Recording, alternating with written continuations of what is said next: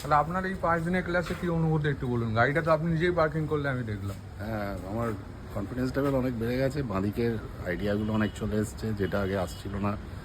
বাঁদিক চেপে কতটা ব্যাকের আইডিয়া, তারপরে অনেক স্পিডে বাঁদিক নিয়ে, মানে বাঁদিক ঠিকঠাক করে অনেক স্পিডে এগোতে পারছি।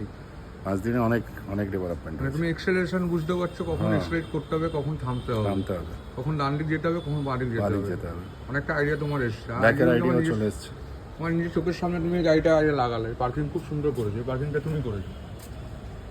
হ্যাঁ, একদম। আমি ক্লিয়ারেন্স দেখাচ্ছি।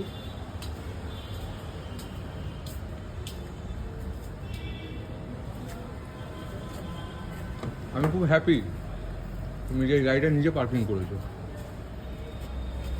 কোনো দিকে টাচ নেই, কেন পারফেক্ট পার্কিং। আমি আশা করবো ইচ্ছে আরও ভালো তুমি গাড়ি চালাবে, একদম। এইভাবে চালাবে। Good night. Good night.